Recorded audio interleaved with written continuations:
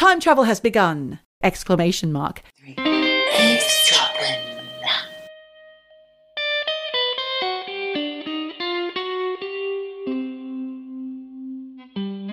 Hi, Michelle. How are you? Great. I'm being scheduled. Scheduled? What's going on? I'm here and I'm there and I'm everywhere. And right now I'm here.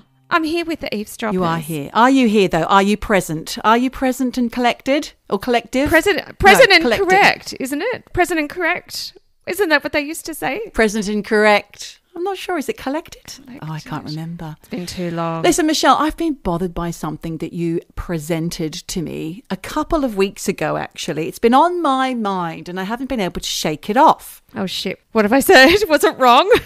No, it wasn't necessarily wrong. Well, I don't know, actually. It was a couple of weeks ago on our supernatural hoax episode. And between you and me, obviously, I had to listen to that several fucking times because of some behind the scenes technical difficulties, let's just say. And I kept hearing this particular part and it made me think that song, You're Moving Out Today, which was, you presented the top hits of the year 1977. Yep. And it was number one, I think, in Australia. You're Moving Out Today. Carol Bayer Sager. Carol Bayer Sager. Yes. But you said Pussyfoot, didn't you? No, Pussyfoot was... That was someone else. It's not the way that you do it. And then it was like, na na hiya hiya. That's Pussyfoot. That's it. Yes, that's right. So Carol Bayer Sager, who, by the way, was married to Burt Bacharach, I discovered, because I had to go back and have a look. What the fuck did he do with the bread? Oh. You said there was a line. For those of you who've just joined us, apologies, go back 2 weeks ago. You'll hear the episode where Michelle tells the lowdown of the 70s top hits of the day. There was apparently a lyric that you said, the baker told me what you do with bread. The actual lyrics are, your nasty habits ain't confined to bed.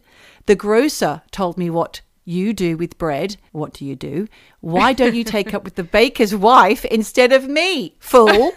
That's the actual words. So I thought, what do you do with bread? Well, you knead it. Maybe she needs him or he needs her in the song. I wasn't sure. So I went on a forum. It was called The Afterword. Musings on Popular Culture. Mooch the Moose posited this particular theory. He said, you can place a slice of bread over the top of a glass and pour a can of Brasso onto it. The bread filters out the cleaning agent, leaving the good stuff in the glass. What good stuff? Which you can then drink and proceed with your day unmolested by reality. So basically get absolutely fucked off your head on Brasso without dying. Okay. What were they up to in the 70s? If that's true. Then Hubert Rawlinson said this, we did form the Damp Bread Society whilst at college in the 70s. The idea was to rub damp bread in the hair. I don't think any of us did unless it was in the privacy of home. So maybe they're the things that he was doing with bread. Well, I thought the Damp Bread Society might have been Soggy Sayo. We have talked about this on the podcast. Yes. Where it's basically a circle jerk. I thought that maybe what Soggy Bread Society were doing. However, as somebody who has, in a moment of desperation, used a slice of white bread to wipe my ass when there's been no toilet paper. Yeah. I think there are multiple uses for bread. It's very multi-purpose, isn't it, the old loaf of bread? As long as it's not a multi-grain, Geordie, that could be sore.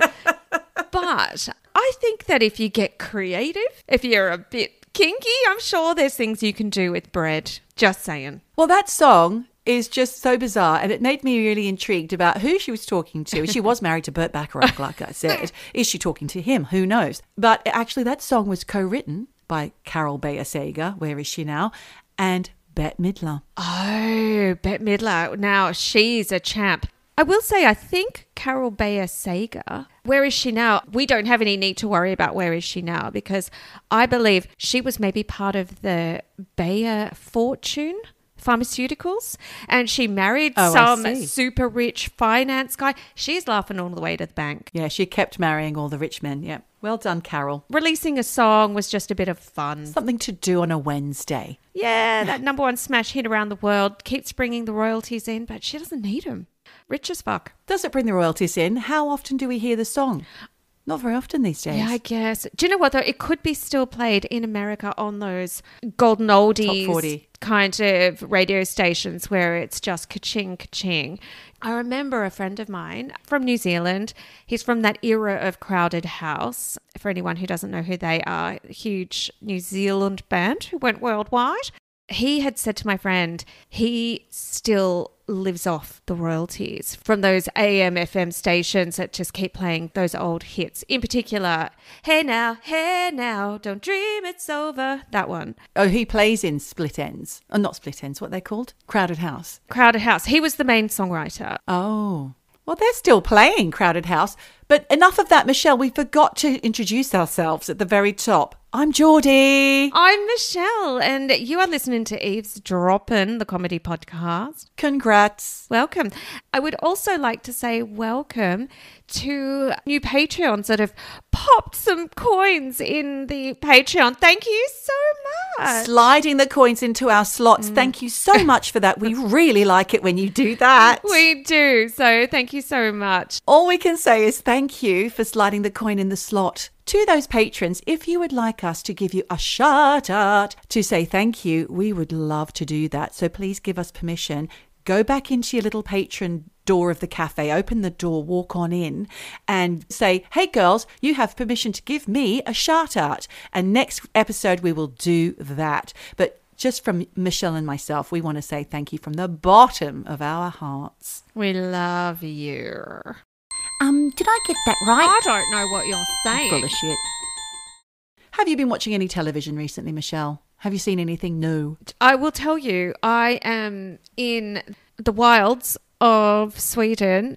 I don't have internet. What on earth do you do of an evening? Well, we just talk. Play tiddlywinks. We cook, we drink a bottle of wine, play some games. Go to bed at 7. We've been going to bed bloody late. It's all very social. It's been lovely. So no telerex, no television. You? Have you been watching anything exciting? Well, yes, I told you what I've been watching, actually. I've been watching no, it's not called The Dark. It's a German, apparently Netflix's premier German language drama or something. And it's been on for a while, maybe made in 2019, I'm not sure. It's called Dark. It was recommended by Tim the Magic Music Man. And it is bloody hard work, I have to say, Michelle. But we are committed and sitting there every night doing at least one episode, if not 2, depending on how knackered we are. And it's quite confusing because it's got I think there's a touch of time travel in there. When you say it's hard work, but I'm committed, I don't want my TV to be hard work. I want to just relax. I want to kind of watch and enjoy. It's hard work for 2 reasons. One, I mentioned before, and it sounds a bit racist, but a lot of the chaps in the program, I get confused about who they are because I feel like they kind of look like each other. Okay. And they're not making a big effort to dress them differently. So I'm getting really bloody confused. But maybe that's the idea because we're going back in time. Like I said, there's the characters when they're younger in 1986, and I didn't do the top 3. And then there's the characters in present day, which I believe is 2019. Right. That for me is causing a bit of confusion. And I think it will for most watchers. And I'm about 4 or 5 episodes in now. But I'm going to digress away from that right now, Michelle, and just say, because there is a bit of a segue into the story this week. Essentially, I'm going to talk to you about a cult. There's always a new cult to discover, Michelle. It is the gift that keeps giving, God damn it. The cults, they're popping up here, there. They're like mushrooms and they're always fun. They just keep it coming. They do. I mean, look, it's fun to talk about them. Can you imagine how awful it would be to be in one? Yeah, not so much fun to be in one. But this one, it's not necessarily new, but it's one that I had never heard of before. And I wonder how many of our beloved listeners and eavesdroppers have heard of this one. It was founded in 1975. Apologies, I didn't do the top 3. It was started by a man called Alberto Eraldi, a.k.a. Falco Tarassaco, and at the start only had a few dozen devoted followers. The name? The Federation of Damanhur. And I'm sorry if I'm getting that wrong. Okay. Damanhur. So first of all, Falco, do you remember that song by Falco? Don't turn around. Uh-oh. I thought it was called Der Kommissar. Oh. Wasn't it German? Der No, Kommissar. Der Kommissar. Yeah, that was a word as well. It was called Der Kommissar. But were they German? He was German. And so is this Yeah. cult German? Because it sounds a little bit Italio. Italian. It's Italian. Yeah. It was based in northern Italy in the Alps, which is kind of near where you live. So it's good to know, Michelle. You might be wanting to take notes. The Damanhurians, as they're known, and this is difficult for me. I can't even remember what they're called. Damanhur, the Federation of Damanhur, and the people who are in it are called Damanhurians. Okay. They created a self-sufficient unit with its own currency, policies and infrastructure. And now it's a much larger sect with several hundred members. And like I said, it's based in the northern Italian Alps. Damanhur is not a religious cult, but more of a philosophical group. Oh, they're They so like to be smart, aren't known. they? Yeah. Smarty pants. Their leader, Falco, was a former insurance broker who wanted to share the simple existence of life, and his vision is shared by now hundreds of followers who have packed up their previous modern-day lives and jobs and joined on up. That sounds great. Doesn't sound too bad, does it? After his death in 2013, though, Falco has continued to communicate with the Damanhurians through a series of letters written before his death. So he's still directing them on dates and circumstances in which the messages were and are to be opened. And as far as the Damanhurians are concerned, his work for the awakening of humanity, which is the general, I guess, the motto, Yeah. continues on, even post-death. He thought a lot of himself, didn't he? That these letters Yeah. from the grave that anyone would care about them. They needed a steady hand to steer them into the new dawn, of humanity. Now, there's not a lot of information apart from Wikipedia and a bunch of blogs by not so reputable sources, but there have been some documentaries and there have been some radio podcasts and things. This is from a blog that I found by a man called Dr. Bramwell, who is one of those podcasters, and he's also a monologist. What the fuck's that? It's a person who gives monologues, Michelle, of course. That's a career. I give monologues. That's his career. And he actually did a Radio 3 documentary about the Damanhurians. I haven't located it, but I bet you can. Maybe it'll be there in the links for you patrons. But this is from his blog post. He says, in 2006, I spent time with a community called Damanhur in the Italian Alps. It was to be the first of many visits. Damanhur, a 1,000-strong community, have built the world's largest underground temple, the eighth wonder of the world, in brackets, claim to have taught plants how to sing and have a fully functioning time machine. Okay, now I'm interested. Let's go. The Federation of Damanhur has centres in Europe, America and Japan, but the jewel in the crown is the Temples of Humankind, which are a collection of underground temples built by the Damanhurians near Turin. I think it's near Turin. Is that northern Italy? Yes, it is. Or west of Milan. I'm hearing all these different directions. I'm not sure where it is exactly. I think it's east of Milan. It says it's west in the Wikipedia page. It says that these are some of the largest underground temples in the world, which is said to be the best kept secret of the Italian Alps. And apparently, so well kept the secret was that the Italian government didn't even know about them being built. Construction started in 1978, carried on for 15 years. Less than 150 of the followers were working on the secret passageways and long winding corridors, all by hand. And you, Michelle, can ski across next time you're at home in Switzerland. Visit these magical temples of humankind because the Federation offers tours on its website. Amazing. Do you know what? I would actually drag Andreas to that. I think this sounds fascinating. And it's not far. It's not far to go. And there's a lot of things out there on the YouTubes and whatnot you can find.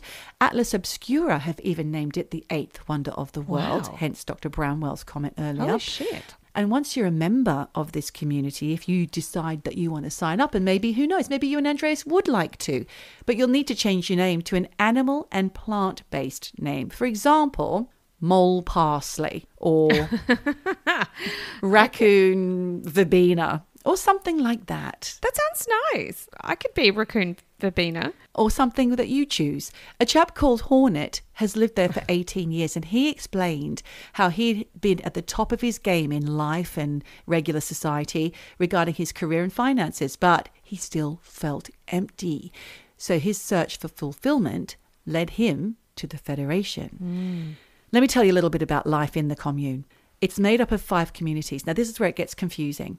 All right. Okay. Each of the communities have their own way of living, and it's like a nucleo, it's called, which is 20 to 25 people inhabiting kind of like a house. And each of those nucleos are made up of up to 20, 25 people, each have separate bedrooms, and each group shares the same skill sets and works together during the day. The chores will involve different things like managing the library, childcare, looking after the underground temples, whatnot.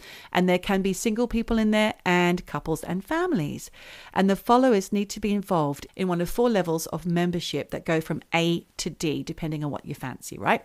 So the Class A's, as I'll call them, share all resources and live on site full time. So they're fully immersed in the whole experience of the Damanhurians. Class B's, they contribute to financial goals and live on site a minimum of 3 days a week. So this sounds like they're funding the whole thing. They're paying for it. Yeah, they're workers. They're the worker bees. They're the part-time workers. They're outside working, coming in for 3 days a week and then paying for everything. Yeah, right. But then you've got your Damanhurian Light, which is classes C and D. They can live anywhere. Okay. And I guess they just kind of dip a toe in. The marriage situation. This works on a renewal basis for a period of many years before you can then choose to renew, which sounds quite ideal to me. I mean, I've done a good 18 years so far. I wouldn't mind renewing or perhaps renegotiating a new deal with someone else. Ouch! Burn. Luckily, my husband doesn't listen to the podcast. And conception is timed so that your child will have an auspicious birthday. It doesn't quite work like that. You get up the duff when you get up the duff. Yeah, it doesn't work like that. Well, you can actually try to get up the duff at a certain time, I suppose, but whether or not that child will be born on the actual day, that remains to be seen. So members of the Federation greet each other with prayer hand gestures and the words conte for one person or convoi or voi for several people. I don't know what language it is, so I'm not sure. Is it Italian? Conte, convoy, convoi. But these phrases translate as I am with you. I am with you, Michelle. I am with you. Do you think it's their own language? Maybe it's their own language. It's their own. It sounds a bit culty, though, at this point, doesn't it? Well, yeah, and a little bit. The Masons, a bit Masonic. Little secret handshake, a little bit this and that. There are some who say that the organisation is a cult. The members are known to all be a bit zombie-like with glassy-eyed, rictus smiles and vacant stares. When you go on and have a little Google and have a look at them. They drank the Kool-Aid but didn't die. They didn't die. They're still alive. Are they, though? No, you shouldn't say that. They might be nice people. But how does the Federation keep workers motivated on working on these temples for 15 years? You've got to wonder. There must be some sort of cult-like activity going on behind the scenes. Yeah. And actually, there's a website called Damanhur Inside Out, which in 2009 claimed that there were some anonymous testimonials from people claiming to be ex-members of the community, plus articles about some legal controversy around the foundation and its founder. And they do say that Damanhur shares characteristics typical of psychologically abusive cults, such as preventing members from leaving of their own accord, fostering a siege mentality, which is where outside individuals are depicted as the enemy and possess negative energies, or ignoring or actively avoiding criticism of the group, demanding devotion to the guru's will, dehumanizing people and forcing compliance, and of course that old chestnut, alienating people from their families. Yeah, isolating people away. Yep, cult, tick, tick, tick. They also say that leaving the community can take several years and has been described as torturous. Now for the really wacky stuff, Michelle. Okay, you ready for it? So far, so good. It just sounds like I'm describing a new way of living. Whether you choose to do that or not, it's up to you. But once you're in, it gets crazy. The Damanhurians claim to have found ways to talk to aliens and have the ability, like I said earlier, to time travel. They also believe that plants can communicate and sing. Well, tiptoed through the tulips. Wasn't that some little daisy with a ukulele that was all the rage in the 80s? It was a man. No, but it wasn't a daisy. You could buy that product. It was all over TV. It was like $9.99, and it was like a little daisy that moved, like this plastic daisy with a ukulele, and it sang. I thought you meant Tiny Tim. No, right. It's a novelty. Right. It's a novelty. Gotcha. You bloody fool. Middle-aged misunderstanding alert. Please backtrack, regain composure, and start again. I meant to say it. There was a YouTuber called Warren Roby. He visited Damanhur and did a video, which you can link it up to, Michelle, if you fancy. Oh, well. And the Damanhurians claim to have knowledge, he discovered this, stretching back millennia. They believe they've preserved humanity's history well before the settlement of this planet, which implies that they believe that humans originated from an alien species. Okay. And a Damanhurian told Warren Roby in his YouTube vid, there are many ways to communicate with aliens. Of course, we are not alone in this universe. And Warren then followed this up by saying, they claim to speak with aliens and other things outside of what we perceive as real. He said that they enter this ultra state of consciousness to have these chats. So it's almost like you do it through your meditation. mind. Yeah. Yeah, all right. I mean, I can kind of see that. It's all energy. But what you really want to know about how they time travel, right? Because that's been going on since 1997, actually. And there was a National Geographic documentary from 2014 where the presenter, Darren McMullen, spoke to a Damanhurian named Nomo Orzo. So I don't know what Nomo means in Italian, but that will be your plant. Orzo's your plant. I don't know what that is. Rice? No, it's a little grain, isn't it? Orzo is a grain, yeah. So Orzo explained that it's like a time travel machine, but no machine. And he cryptically said, it's not only physical, there are energies inside. You only have a present. So in the past, you have the body, while here, all that is left behind is mass. I'm sorry that doesn't make much sense. Still doesn't to me, and I've read it over and over 100 times. But it kind of does. I guess what he's saying is the body exists in this present time, but when you travel forward or backwards, you're just traveling via energy. That kind of makes sense. Okay, I'm glad it makes sense to you, Michelle. That's good. You've put it into perspective for me now. But I did go searching elsewhere, and I came across this information from a WordPress blog called Transpersonal Spirit, Visionary Consciousness. And to be honest, it's a little weird. And I wasn't sure if it was just all fan fiction because it doesn't really say who is the author. But the author is very keen on things like the art of H.R. Giger and psychedelic music and psychedelic drugs, but also really into time travel. And apparently the author writes, I still have my files from my month stay at Damanhur as a groundskeeper nearly 15 years ago. Today is 2019, they say. I was not a full member of Damanhur. So I believe that the information that follows, Michelle, has come from the Damanhur Federation newspaper, and it's logged in this WordPress blog. Time travel log, January 17th, 1994, number 1. Yesterday in the late afternoon, the first experiments. 9 minutes in time. The complete success of an historical event, Monday, January 17th, 1994. Time travel has begun! Exclamation mark. Yesterday, 4 people made some experimental passages in the cabin. 2 physical temponauts and 2 subtle body temponauts. Right, so I guess that means subtle body would be just your energies and physical would be your actual bod. I guess, yeah. Temponauts is what they call their time travelers. Yeah, what the fuck is that? It's just a made-up name. After various phases of preparation, they went to explore the places and characters they will travel to at the end of May. The first people to have had the opportunity of enormous historical importance, not only for us, but for this epoch and also for the whole planet, to travel in time have been Arachne Orchidea, Antelope verbena. Oh, they took my name. I don't know how to pronounce this. Ornithorynco oleander and Amadriade. They're going for species names, aren't they? They're not just going for just like horse. Wolf foxglove or horse. Fuck knows. Let's think of a plant because you can't just have horse hanging. What can it be? Horse cherry. Horse cherry? Yeah, it's a plant. Okay. Cherry's a tree. Yeah, that works. Horse cherry. Band names. They could be band names. For the journey, going back to the article, a cabin was used with a specially prepared seat used only by the subtle body temponauts.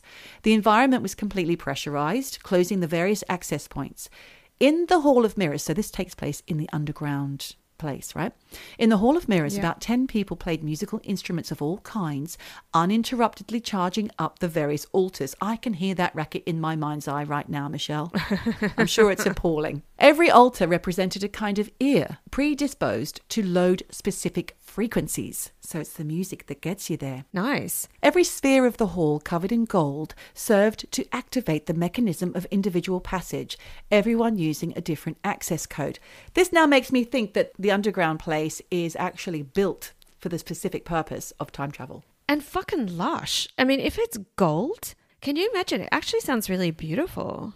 It's not just like a little dark cave. I'm going to go. You need to get down there with your iPhone. Yeah. Go. Every Tempernaut was then prepared for their own specific entry by entering their cabin, and there the preparation of the more contemplative technique took place. Bit of meditation, I reckon. Yeah. And the detailed insertion of all the instructions and the various mechanisms for finding and inserting into the temporal door and successfully wearing a new body. Oh, nice. Could I be taller?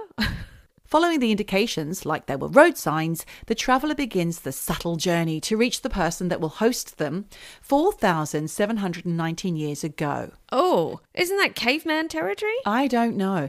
They say the body is only a suit, like a meat suit, as you like to call it, Michelle. Sure. And the consciousness locates itself within. The story continues with the time travel adventures of a man called Gorilla Eucalyptus. And it says, he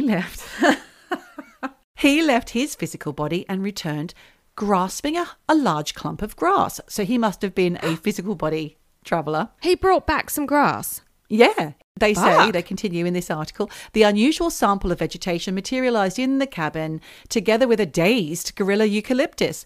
The experiment happened yesterday afternoon and allowed us, apart from the surprise of the grass, to obtain different interesting data on the potential of the temple cabin structure. So that's what happened in the newspaper. They also have further on in the articles a testimony about how it feels to be the time traveller. So this must be one of those four travellers. Maybe it's gorilla. In the first trip, I was very excited, a little shaken. I felt the opening and I inserted myself in the door.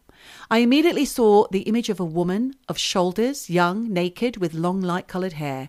I had the impression of entering her at the shoulder height, as if I had slipped into an extremely tight-fitting overall.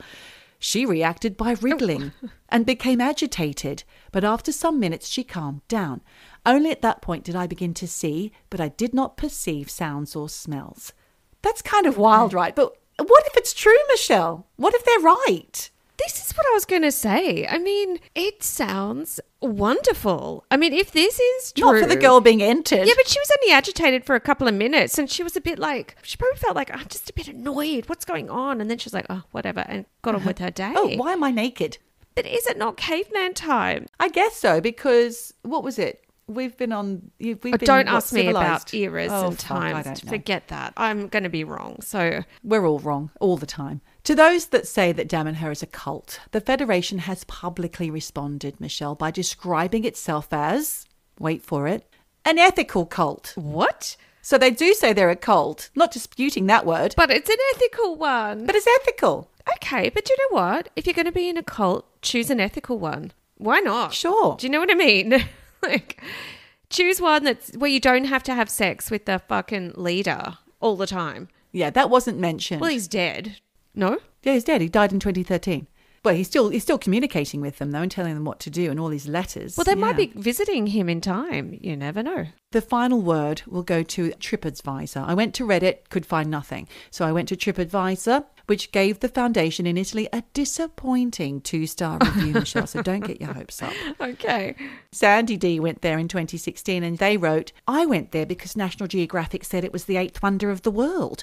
The caves were interesting, but in order to see them, you had to go through the indoctrination of the cult life. Oh. I suppose some would be interested in that alternative lifestyle, but I just wanted to see the caves. Call me shallow. The cost was way too much, €66 per person. Fucking hell. You can get into the Louvre or the Uffizi for much less, she said. So that was the final word from Sandy D, who gave it pretty much a thumbs down. Well, she just wanted to see the caves and that gold room. She did not want to be indoctrinated. No, she thought she was going to some wonderful, like she said, 8th wonder, and she just basically had to sit through the cult lecture. Come on in, join us. I have to say, I'm a little bit concerned about entering a subterranean cave or building covered in gold that has not been overseen by modern day engineering and only had 150 people working on it for 15 years doing it by hand. Italy is known for catacombs, which have been built underground for thousands of years. They still stand. They are underneath Naples. I mean, So far, so millions good. of them. That's why the tower leans. Yeah, that was a bit of a fuck up. I think the Italians do have a history of underground construction. So I would kind of give it a go.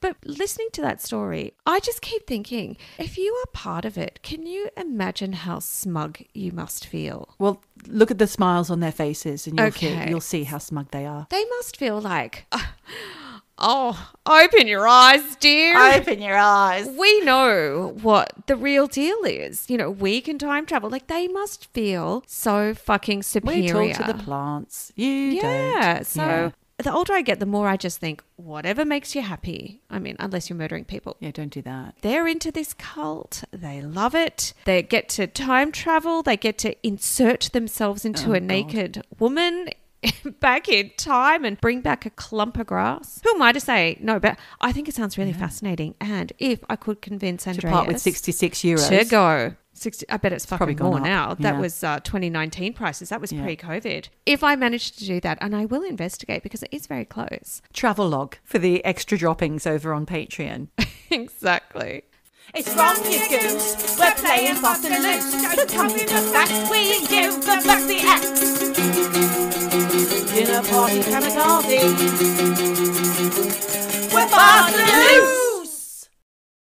Now I am going to tell you about something that was a recommendation from our favourite happy chappy, Charlene. Hey. She said an article about a real life body snatcher. Yeah. Body snatcher. Body snatcher. A body fucking snatcher.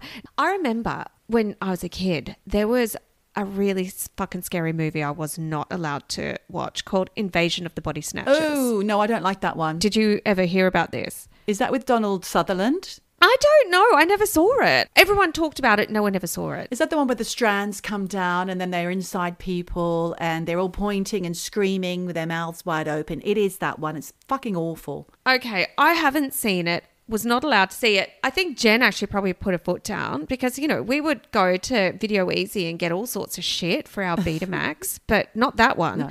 So, you know, I didn't really know what a body snatcher was outside of, well, I guess they snatch bodies. Well, no, it's a science fiction film with aliens that enter your body. A bit like the Damanhurians. Okay, but no, I mean like what a real body snatcher is. I don't know. Like a grave robber. Pretty much, because I thought, well, fuck, if I don't really know what a body snatcher is, I'm going to look at this. Charlene, thank you for this story.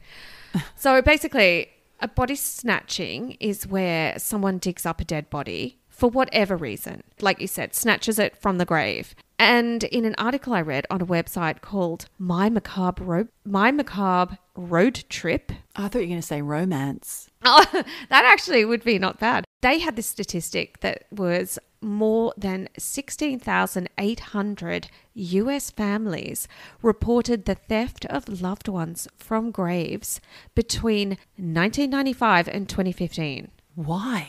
What the fuck is that stat? I think that's insane. That's crazy. Yeah, because I would have thought that digging up a corpse would be, you know, kind of rare these days, but it's fucking not.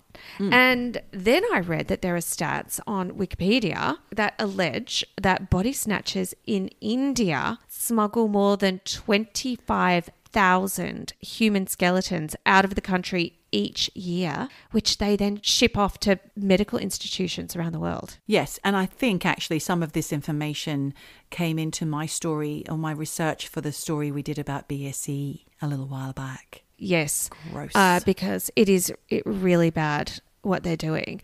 But all of this got me thinking, you know, what are the reasons that make someone dig up a dead body? Look, a lot of the times, Geordie, these days, modern day body snatching, the corpse doesn't even make it to the grave. It's stolen before it even gets buried.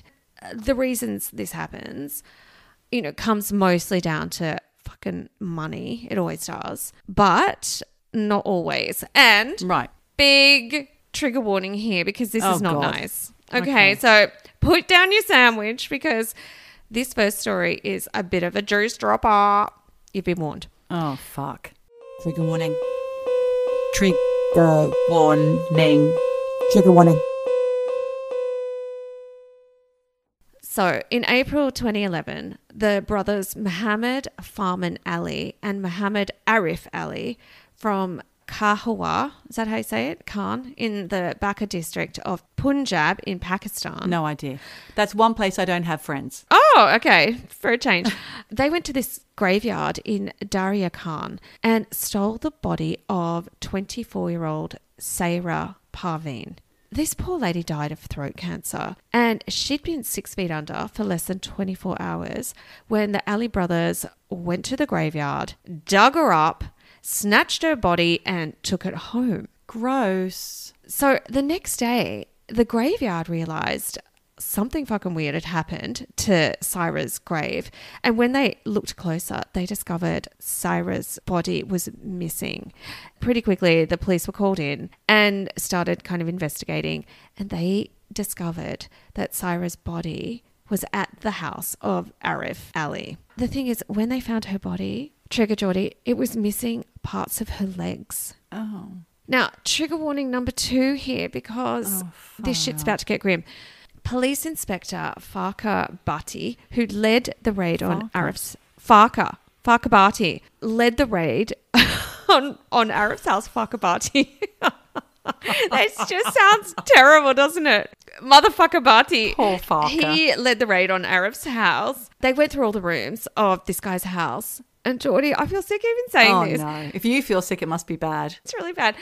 Farka Bhatti saw a cooking pot half full of meat curry. Oh. Now, I just feel sick saying that. Meat curry. Meat curry. Near the pot was a wooden chopping board with a butcher's axe and a large kitchen knife and trigger. There were bits of like stringy fat stuck to the chopping board and to the blade of the axe. And the fat that was congealing on the board was basically like covered in ants. Oh, God. Why? Well, because then the Fakabati was like, let's follow the ants. Oh, God. They followed this ant trail from the fat. It led the police to another room and under the bed where they found a couple of bags of fertilizer, and they're like, weird. So they moved these bags of fertilizer, and behind that was the body of Syra in a bag. Oh, no. The whole body. Minus those 2 bits of leg. I'm so confused. One had been cut off below the knee, the other one near the shin. And that cooking pot, half full of meat curry. Oh, God. It was leg curry. Oh, no. Why are they doing that? It's not Skara cannibal, and it's fucking Punjab cannibal. Cannibalen in Swedish. Yeah, so look, the police were like, fuck, what have we got here? And they arrested them. Of course. And they admitted that, yeah, okay, we stole Syra and we ate her. They dug up a body because they were hungry, basically. Or they just liked the taste of human flesh. It was long dead.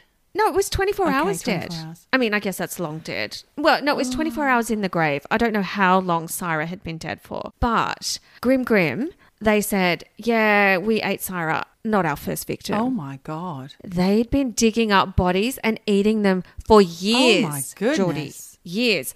And honestly, it's fucked up enough to steal a dead body, but then to eat it. Yeah. That is like double whammy of fucked upness. Eventually, the brothers were charged with stealing 5 bodies. That's what they kind of admitted to. But over the years, they had done lots more. They'd cooked up loads, right? But get this. This is what's really fucking even more shocking is they were sentenced to 2 years in prison for desecrating a grave. 2 years. Desiccating or desecrating? They didn't desiccate a grave. It's not a coconut. 2 years. Only the 2. Yeah, because do you know what? In Pakistan, there are no laws against cannibalism. Oh. So it was just because they fucked with a grave. It's not that they ate her, right?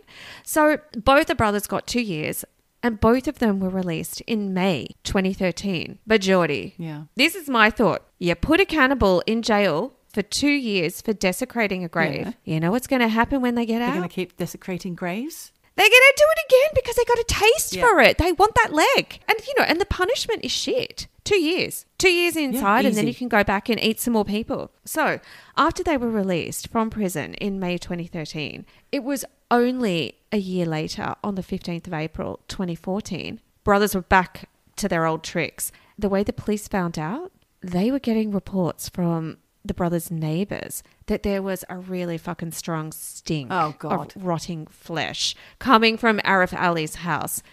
They went to investigate, and again, I need to trigger this because this is really sick and twisted. So many triggers. When they went in, they found the head of a 3-day-old baby near the stove. Oh, no. That had been prepared and ready to eat.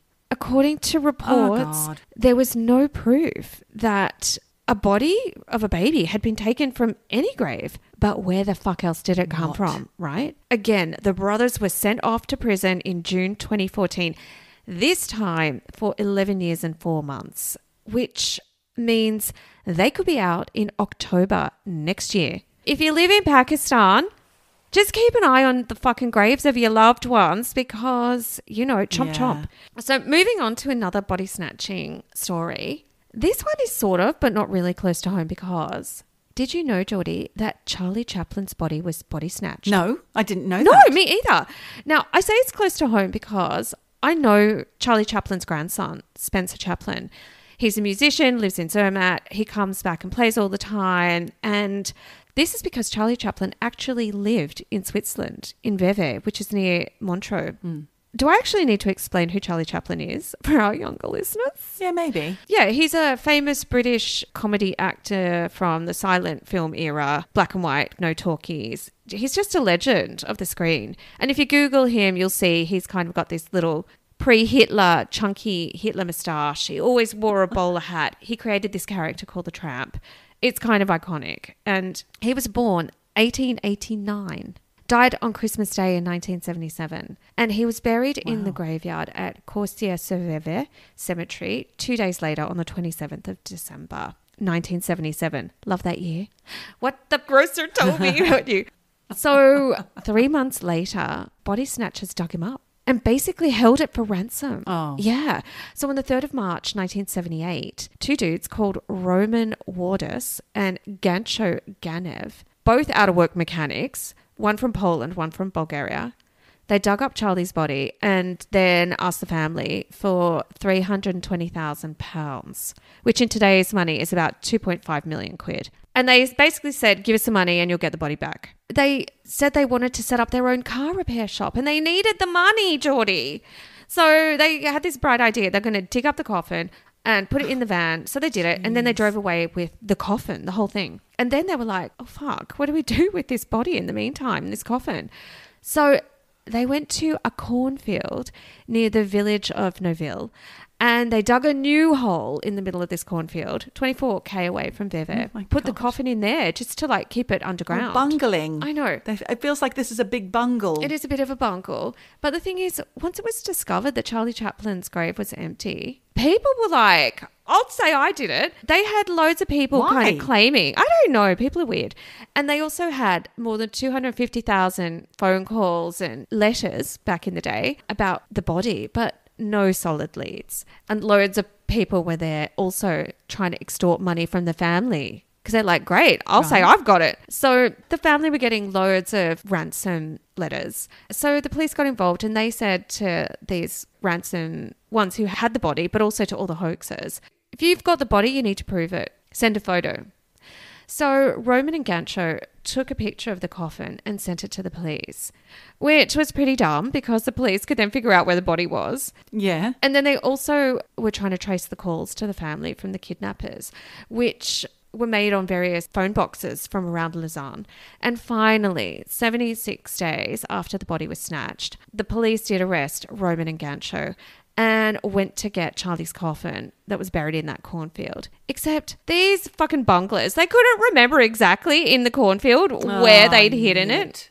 So the police had to use metal detectors to find the casket because apparently it had metal handles. And then Charlie Chaplin's body was buried once again in Vevey Cemetery. But this time, the coffin was encased in 2 meters of concrete and a slab of concrete was laid over the grave so no one could get it. Now, Roman was sent to prison for 4.5 years while Gancho got an 18-month suspended sentence. Again, I don't think that sounds like very much. That's so light. But moving on to the story that Charlene actually sent in. This is a story about a dentist turned entrepreneur called Michael Mastromarino. He started a company called Biomedical Tissue Services. So Oh, that already sounds like a disease waiting to happen. It's fucked up. So he started this company to provide vital tissue, bones, and ligaments to hospitals all over the world to be used in surgeries like hip replacements and bone grafts and tissue grafts and regeneration, that kind of thing. And biomedical tissue services supplied really reputable hospitals all over the UK who relied on the tissue and bone donations that had been screened and checked and sent on to help thousands of people all over the world with, you know, these really vital implants and transplants. Except, Geordie, the body parts had not been donated. They'd been snatched from funeral homes all over the USA under the instruction of Michael Mastromarino. I know, it's fucked up. So on October the 8th, 2005, the New York City Police Department shut down Biomedical Tissue Services, also known as BTS, for allegedly selling stolen human body parts. When former NYPD Detective Patricia O'Brien was asked to look into a money-related complaint at a funeral parlor called Daniel, George & Sons in Brooklyn in New York, what she actually found freaked her out because basically she went there to kind of like follow the money to see was there some money laundering or whatever going on. Instead, she discovered this whole fucking operating theatre, which was basically an illegal body parts harvesting factory.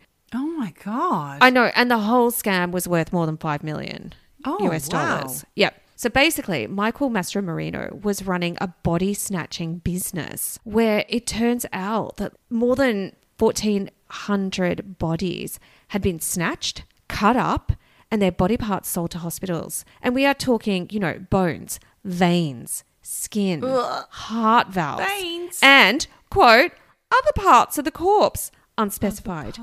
And what's really fucking shocking is that they would take the body before it went in the coffin and dress it up. If they stole bones, they just popped a little PVC pipe in there. Do you know what I mean? Nothing to see here. Nothing to see here. And if they took tissue or skin, they just popped a little surgical glove or a bit of apron and then dressed the body. I know, it's absolutely disgusting. Can you imagine, you know, that's your loved one and underneath their favourite dress is a little PVC pipe and a glove. Oh, God. Now, the way to snatch a body in plain sight is to make friends with people in funeral parlours.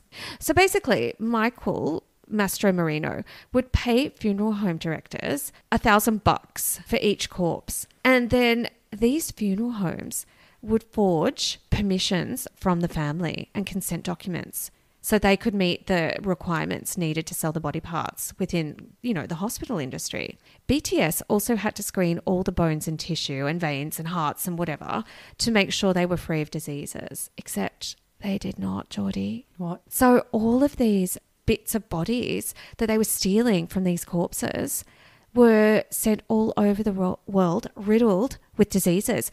Back to what you said, you know, some of them had mad cow and they were being sold and all the documentation was being faked, right? Gee whiz. That's his fault then. Thank you. Fuck yeah. And then what they would do is they would fake the cause of death to make it look like the corpses had been healthy. And they would fake the age of the corpse so the corpse appeared to be younger. And then they would fake signatures from fake relatives. It's so fucked up. And then Michael's body snatching ring, it went from kind of funeral home to hospital. This ran for more than 4 years and it ended in October 2005.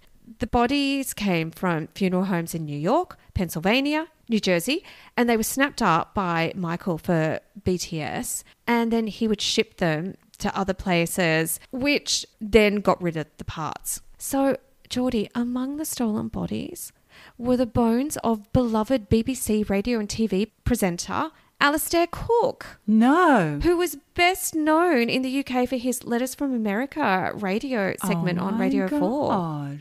He died at 95. Wow. At 95 years of age on the 30th of March in 2004 from lung cancer, which, and this is important, had spread to his bones. Shit. Now, Alistair, I just mentioned, 95 when he died, but New York mortuary services, who were given under the table black money to cut up these newly dead bodies for BTS. They faked his records and said he was 84 and that he didn't die of lung cancer, but cardiopulmonary arrest. No mention of the fact that he was riddled with cancer, including his bones.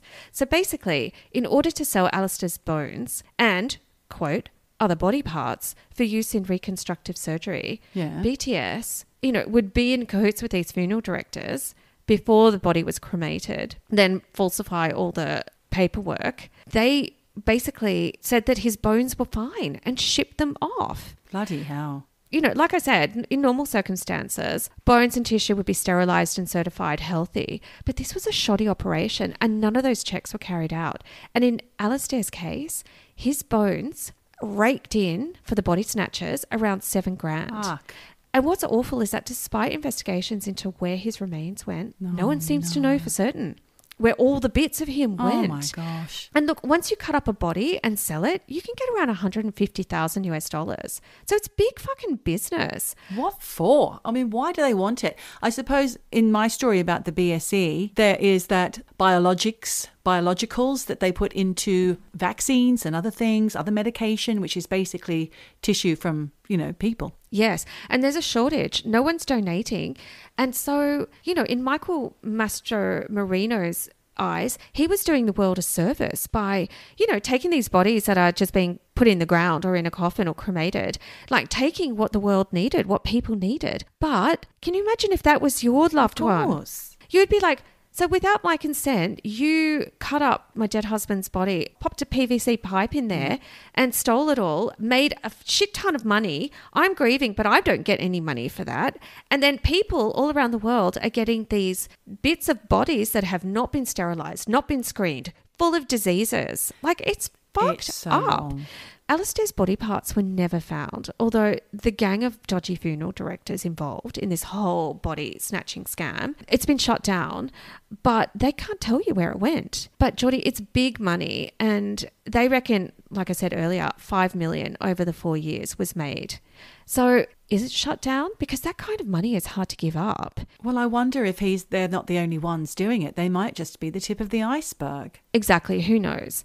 But on the 18th of June in 2008, Michael Mastromarino, who basically was the mastermind behind the whole scheme, he knew he was fucked and he pleaded guilty in order to get a lighter sentence. He was given between 18 and 54 years in prison. So, it was a bit of It's a stretch. he could have gotten out early. He died on the 7th of July in 2013 from liver cancer. Oh. Karma. Then the other dudes involved in this from the funeral homes, they were all given, like 27 years or 10 years. But I think you're right. There is money behind this. There's a need for it. This could just be the tip of the iceberg. That's the story. And thank you again, Charlene. I had no clue about this. No, and it's actually left me feeling really unsettled, Michelle. I don't really know what to do with this information. It's taken me back to the BSE info. Yeah, it's worrying. What are we putting in our bodies? What bodies are we putting in our bodies? Are we becoming cannibals without knowing it? Well, I mean, they're transplants. And through the normal donation channels, they've been screened and they're perfectly good for people who really need. Yeah, transplants are one thing, Michelle, but I'm talking about the tissue and the biological. What do you call them? I can't remember. Biologics. I think they're called. Okay. That go into all the medicines. That's a thing. Yeah, where's it coming from? We don't know. I don't want to know. It's grim. I do. I want to be able to say I don't want that vaccine because it's got people in it. Yeah, true. Ignorance is bliss, and when you're sick, you do anything. But yeah, it's kind of fucked. We should be asking more questions.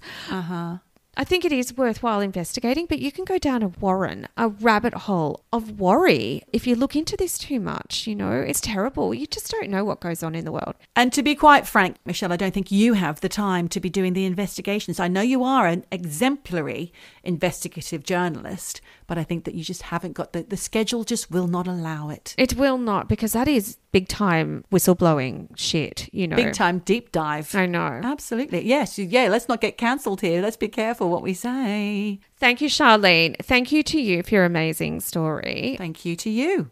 Little warning. A little warning. Till next time, of course, we just must bid you one last 3 things. That's one way to say it. Wherever you are, Whatever you do, just keep eavesdropping. eavesdropping. Eavesdropping. Eavesdropping. Eavesdropping. Eavesdropping.